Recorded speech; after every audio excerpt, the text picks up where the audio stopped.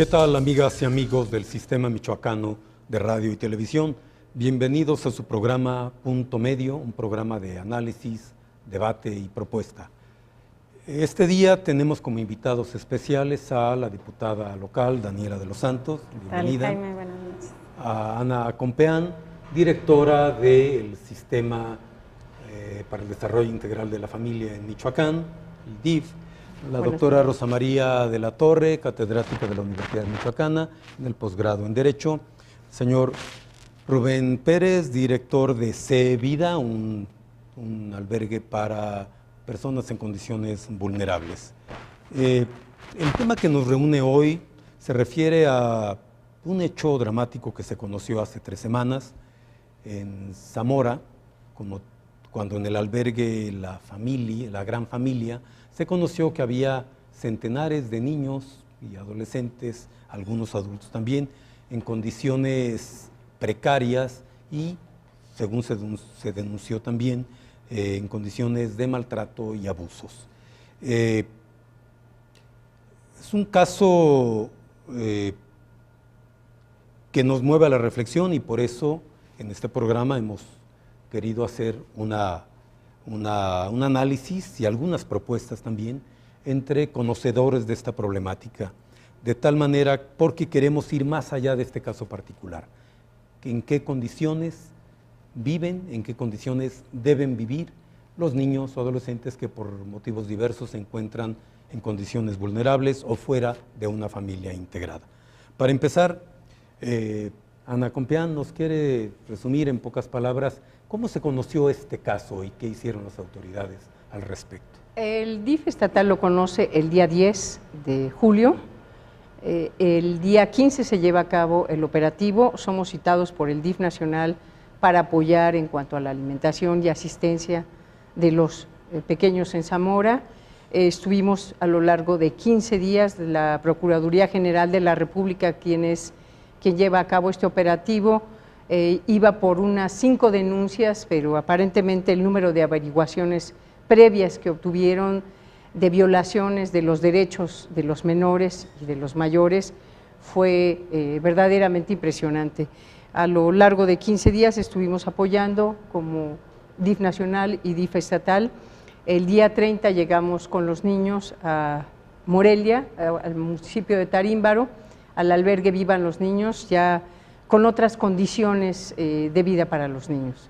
Y lo que estamos buscando, bueno, es que la PGR nos entregue ya las investigaciones de ADN que se hicieron, los periciales de ADN, para poder reintegrar a los niños que los reclaman sus padres, a sus familiares, los que pudieran ser sujetos de adopción, que sean adoptados, y ver cuál es la condición también en cuanto a la identidad y documentación de los niños, que es una parte muy importante. El PGR no nos ha liberado esta información, no tenemos actas de nacimiento, no tenemos certificados de escolaridad y como bien sabemos, pues un derecho de los niños es el derecho a la educación y estamos en espera de toda esta documentación para poder continuar con los niños su educación. Son muy talentosos en cuanto a la música, pero grandes rasgos, este es el resumen. Hay mucho por hacer todavía. Mucho por hacer. Un fenómeno como este, que ha sacudido la conciencia de los michoacanos y de todo el país, revela por lo menos deficiencias del Estado en su conjunto con respecto a la protección de los niños que se encuentran en condiciones vulnerables. ¿Qué opina al respecto la diputada Daniela? Jaime, bueno, muy buen día a todos. Con respecto, yo diría que bueno, hay cuestiones que sí es importante revisar.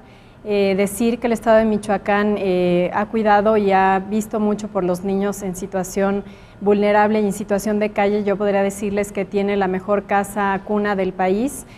Fue inaugurada hace un par de meses y creo que son niños muy bien atendidos. Tiene otras 2 casas, una para niñas de 6 a 18 años y una para niños de 6 a 18 años que, bueno, tengo entendido que el DIF piensa trasladarlos a la ciudad de Morelia para que reciban un mejor trato. Sin embargo, lo que sí creo que hay ausencias es en la parte legislativa. Yo en esos días tuve la oportunidad de tener una reunión con el gobernador para temas de adopción. Sin embargo, nos dimos cuenta que para este caso en específico Hay distintas leyes, como es la ley de la Junta de Asistencia Privada, hay una ley para la protección de los niños, niñas y adolescentes del Estado, pero ninguna de estas leyes habla de verificaciones a los albergues privados, es decir, a todos aquellos que vigila la Junta de Asistencia Privada. Sí habla de que tendrán a lo mejor un registro de cuántos hay, podrán estar al pendiente de ellos, pero no habla de verificaciones directas ni de sanciones, es decir, pueden estar en condiciones precarias, no revisarse el tema de seguridad, de higiene, y no hay sanciones para que estos albergues pues sean multados o en su caso se clausuren. Entonces creo que en eso, de hecho ya estamos trabajando en la legislatura, en estos días presentaremos una ley que regule a los albergues en general, porque sí es importante que se le faculte al Ejecutivo, en este caso va a ser a través de la Secretaría de Gobierno, para que haga verificaciones, medidas cautelares y, bueno, en su caso multas o la clausura de estos lugares en caso de que pues, se encuentren en condiciones como el que encontraron en Zamora. En el fondo de este drama que conocimos hay factores estructurales, condiciones sociales que propician la vulnerabilidad de muchos niños. ¿Qué hemos hecho mal como sociedad para que se den casos como estos, doctora Rosa María? Gracias, Jaime. Buenos días a todos, buenas tardes. El tema de la violencia contra los menores, ya sean niños o adolescentes, pues es un tema mundial. O sea, México ciertamente tiene índices conflictivos, índices difíciles, pero bueno, no es de los países en los que mayor violencia se da contra los niños. Sin embargo, en México tenemos situaciones económicas, situaciones educativas y culturales que nos hacen comprender que el maltrato muchas veces es invisibilizado a la luz de usos y costumbres, de que mucha gente utiliza eufemismos como tener mano dura, imponer disciplina, para maltratar a los niños y a las niñas que están en esta situación. Todavía vemos en sociedades como algunos pueblos originarios de Oaxaca y de Guerrero la compra-venta de niños, por ejemplo, de niñas, no solo con fines de trata, sino con fines de matrimonio, que son sociedades que, bueno, invisibilizan todos estos maltratos que se viven pues a la luz de estos usos y costumbres. Hay datos muy interesantes que nos arroja el INEGI, por ejemplo, en nuestro país es muy interesante, en una encuesta que hizo el INEGI en el año 2013, se les preguntó a los adultos quiénes de ellos habían sufrido algún tipo de maltrato durante su infancia, y el 23% de las mujeres señalaban que había recibido abusos de naturaleza física o lo que se conoce como abusos deshonestos o abusos de naturaleza sexual, mientras que el 9% de los varones reflejaba haber sufrido maltrato intrafamiliar. Esto nos plantea también, aunado a los datos que nos arroja INEGI, a los datos que nos ha arrojado el informe de la Organización Mundial de la Salud para nuestro país, que en México estamos viviendo un proceso de desintegración de la familia que hace que muchos niños vayan a situación de calle y que muchos de estos niños sean entregados incluso voluntariamente por los padres a estos tipos de albergues o de instituciones de asistencia privada. Como bien decía la diputada de Los Santos, las instituciones de asistencia pública no representan un problema en la medida que lo representan las instituciones de naturaleza privada. ¿Por qué? Porque tienen una regulación mucho más específica, mucho más rigurosa. Los sistemas DIF, tanto el nacional como el de cada entidad federativa, tienen facultades plenas junto con las secretarías de salud de cada estado, etcétera, para hacer las revisiones. Pero en el caso de las instituciones privadas que pueden o no recibir financiamiento público, ahí es donde encontramos el problema, porque al tratarse de espacios privados, no se pueden hacer estas revisiones si no se tiene una serie de órdenes de naturaleza administrativa. A mí me parece fabulosa la propuesta que está planteando la diputada Daniela de tener un instrumento administrativo de verificación a estas entidades privadas. En el Distrito Federal existe una ley donde se prevé el Instituto de Verificación Administrativa, que es el órgano encargado de verificar los albergues privados, y esto ha dado excelentes resultados. Volveremos sobre este tema después de una pausa.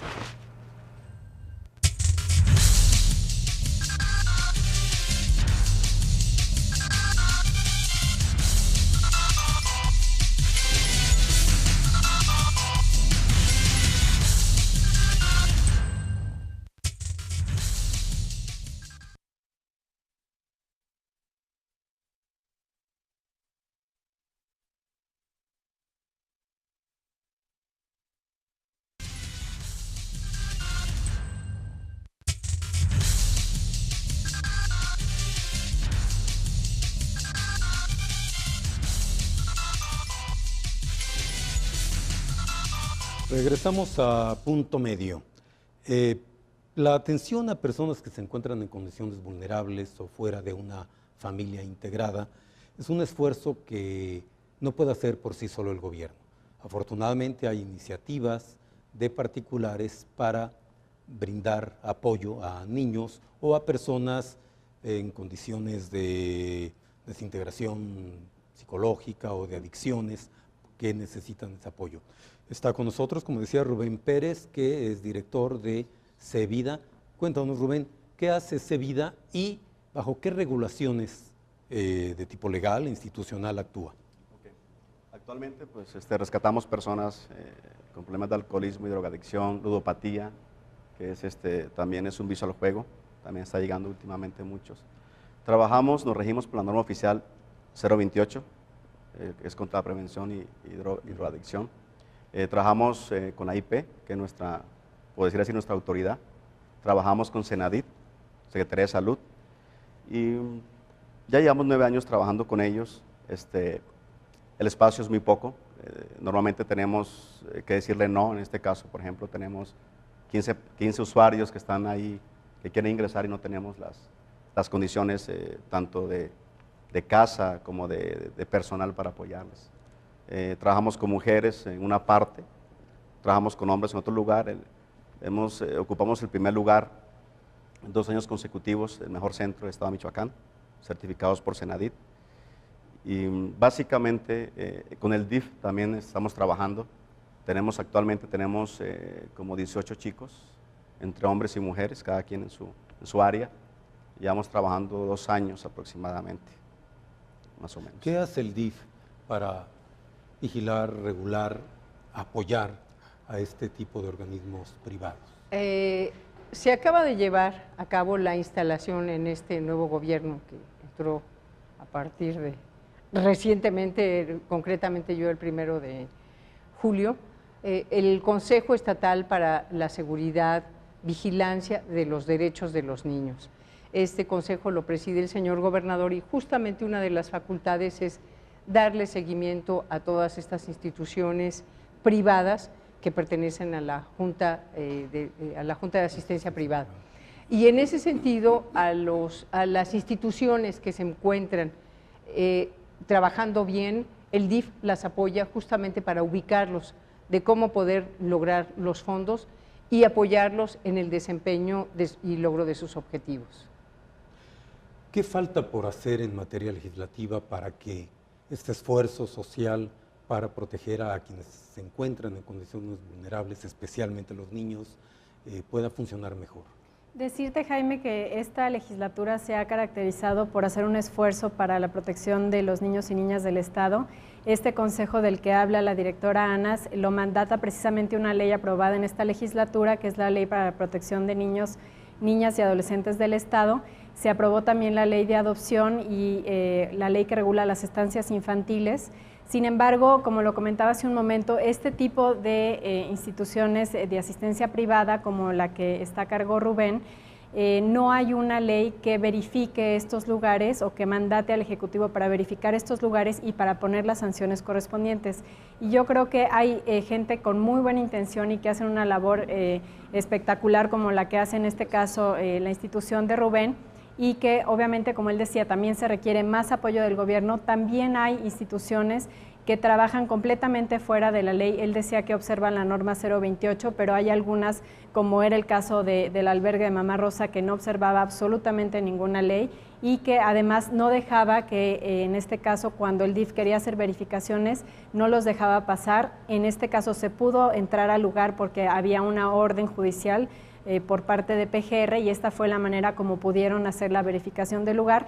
Sin embargo, con esta iniciativa que pensamos presentar distintos diputados en el Congreso en próximos días, vamos a facultar a la Secretaría de Gobierno para hacer estas verificaciones de la mano con el DIF, de la Secretaría de Salud y de Seguridad Pública, para realmente verificar que estén trabajando de manera regular, sí dando el servicio al que fueron inscritos en la Junta de Asistencia, y en su caso de no serlo así, pues poner las sanciones correspondientes. Gracias. Rosy, tú nos hablabas de algunas cifras hace rato. ¿Cómo está Michoacán en estos rubros con respecto al resto del país? Afortunadamente el estado de Michoacán no es uno de los que presenta índices más altos de violencia y maltrato infantil. Tenemos estados como estados del norte, por ejemplo, Coahuila. Coahuila es uno de los estados del norte que más violencia infantil presenta, pero aquí hay que entender que estos números se ven engrosados desafortunadamente por un fenómeno que está campeando en todo nuestro país, que es el tema del crimen organizado.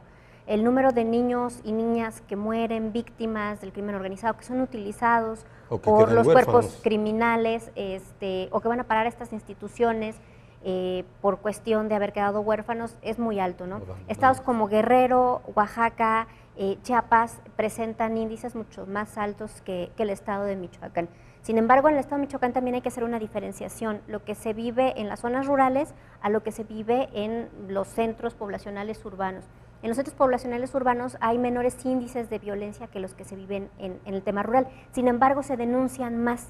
En el año 2013, según los datos que tenía INEGI, los datos de maltrato animales, estoy con el tema del maltrato de los animales, del maltrato de los niños, los casos que tuvieron un buen fin, es decir, una sentencia condenatoria, fueron 76 solamente. Entonces, 76 casos de un universo de niños, que bueno, el DIF seguramente tiene los datos mucho más frescos de cuánto pueden ser, sí nos plantea que hay un tema que hace falta, cultura de la denuncia, que sí hace falta un tema de cultura de combate al maltrato a los niños. Lo que decíamos en el primer segmento, muchas veces el maltrato está disfrazado de disciplina o de otras cosas que valdría la pena atender.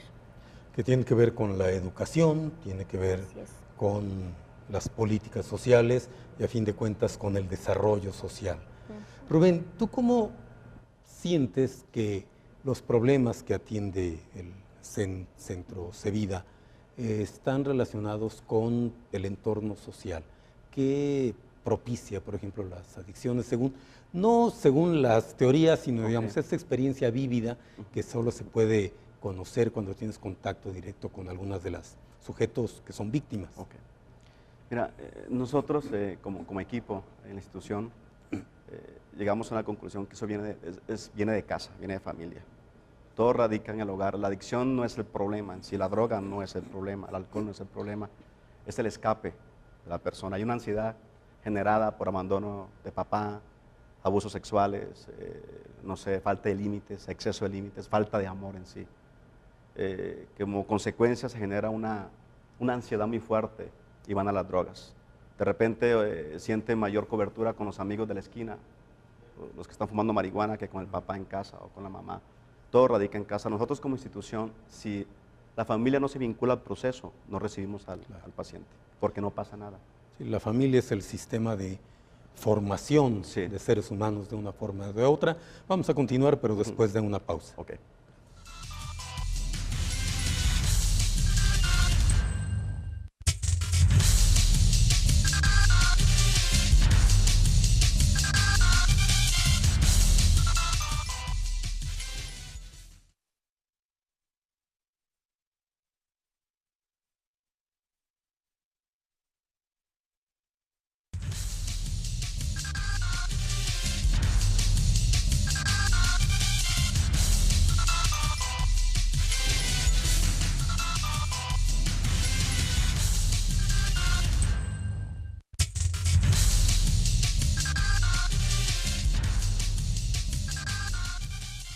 Volvemos a punto medio.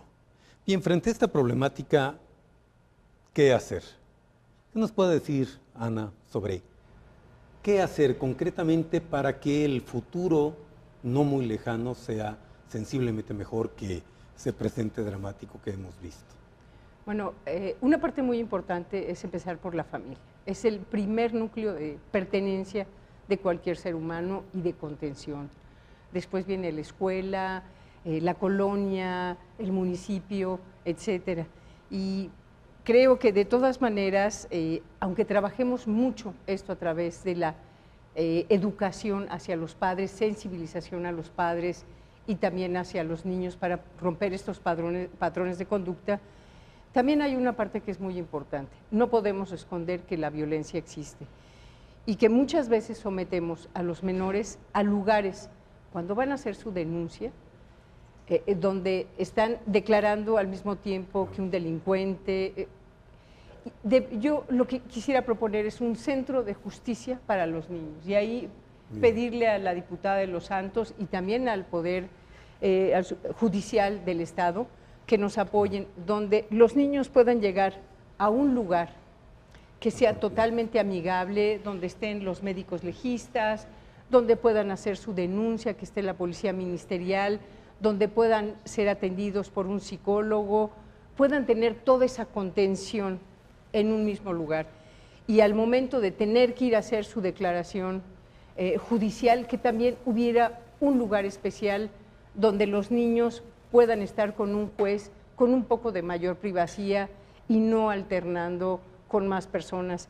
Yo creo que si trabajamos en estos dos ámbitos, vamos a poder lograr tener un mejor diagnóstico de cuál es la situación de vulnerabilidad de todos estos chicos y que haya una mayor denuncia y poder tener de esa manera un mejor diagnóstico y poder atacar los problemas de fondo. Muy buenas ideas, y esto es tarea para el Ejecutivo, para el Poder Judicial.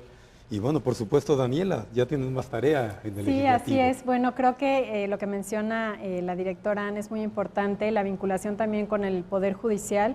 Justamente estaba platicando con el presidente Juan Antonio Magaña de la Mora este tema de las convivencias también cuando hay la definición de la custodia, ¿no?, en juicios de lo familiar para los niños, la importancia de que sea un espacio digno, y que creo que podemos trabajar los tres poderes en ese sentido para el beneficio de los niños. Y creo que como legislativo no solo nos queda el tema de legislar la parte de los albergues, que hay una ausencia ahí, sino de las leyes que ya hemos presentado, como en mi caso que presenté la ley de adopción, no quedarnos en que, bueno, ya presenté la ley y háganse bolas Ejecutivo para su ejecución, sino realmente darle un seguimiento puntual a que esto se pueda aterrizar, que se puedan concretar bien las adopciones y ser un aliado del Ejecutivo en este caso para lograr adopciones exitosas que se van a requerir mucho, y más ahora con este caso del albergue de Zamora. Y podremos decir que en el Poder Judicial tiene mucho que hacer tanto en materia de adopción para ser más ágiles, no depende solo de la ley, sino también de los procedimientos. Así es, y hay toda la judiciales. Disposición del presidente del tribunal. Y también la de orientación psicológica, los diagnósticos psicológicos más profesionales y más expeditos. Es muy importante la vinculación, porque el DIF hace el dictamen de idoneidad, pero finalmente es el juez quien resuelve si se concreta o no la adopción. Psicólogo. Así es, pero bueno, los criterios es importante sensibilizar, y justamente venía de una plática con el presidente para poder tener reunión con los jueces y sensibilizarlos de la materia, que hay muchos que ya están bastante adentrados en el tema. Rubén, en unas cuantas palabras, ¿qué crees que se debe hacer en tu campo? En mi campo. Sobre todo el privado, referido a adolescentes o a niños, pero el campo privado. La ley que habla Daniela se me hace espectacular. Yo creo que sería una buena manera de empezar a trabajar bien los centros que estamos trabajando en esto. Yo iría a hacer equipo con el gobierno, en este caso con el DIF. Sí hay centros de verdad como Mamá Rosa, pero también hay centros que de verdad estamos trabajando bien, que son loables de verdad. Ubicar esos centros, ubicarlos y trabajar con ellos, animarles, apoyarles en lo que se necesite y hacer un equipo, un vínculo de trabajo. Y obviamente hacer un seguimiento sostenido. Rosy, ¿con qué te gustaría concluir esta? A final de cuentas, Jaime, como la mayoría de los problemas que nos aquejan, es un tema de cultura. Ya lo decía muy bien Ana, o sea, todo empieza en la familia. Yo creo que tenemos que hacer también una tarea, los académicos, los activistas, la sociedad civil, porque es muy fácil quejarnos de que el gobierno no hizo, de que tal institución no hizo, pero yo creo que la tarea también que tenemos como sociedad civil es difundir los derechos de las niñas y de los niños, difundir la cultura, enseñarles a los niños a que ellos tienen que hacerse respetar por sí mismos, que al primer tocamiento, a la primera conducta que los haga sentir incómodos, ellos tienen una voz y que esa voz puede ser escuchada. Yo creo que con los instrumentos legislativos que propone Daniela, con los instrumentos de política pública que propone Ana, la tarea va a quedar en manos de la sociedad civil, de poder ejercer, porque te podemos tener las leyes más maravillosas, las instituciones más perfectas, pero mientras no tengamos una ciudadanía informada, que denuncie y que haga valer en primer lugar esos derechos, de poco o de nada van a servir. O sea, el caso de la gran familia me parece que es un caso paradigmático por lo mismo, porque esto estaba sucediendo a los ojos de una sociedad zamorana durante muchísimos años, que muchos de ellos preferían mirar para otro lado. Entonces, es muy fácil ahora decir, es que el gobierno nunca hizo nada, es que las leyes son deficientes, es que la organización era perversa. ¿Dónde estaba esa sociedad civil zamorana durante tantos años? O sea, a mí sí me gustaría quedarme mucho con eso, de que es una responsabilidad compartida entre las instancias de gobierno, entre las instancias de asistencia pública, pero sobre todo de todos y cada uno de los ciudadanos. Muy bien, como ven, este es un tema con muchas aristas, hay mucho que pensar, hay mucho que hacer y parece que una conclusión compartida es que el punto de partida, no el punto medio, el punto de partida está en el seno familiar, familias bien integradas, familias funcionales, formarán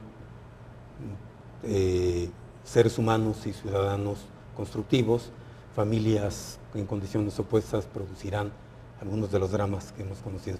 Muchas gracias por su participación, Gracias, Daniela, Jaime. Ana, muchas gracias, Rosy, Rubén, muchas gracias por su participación. Gracias a todos ustedes por su atención. Hasta la vista, hasta la próxima.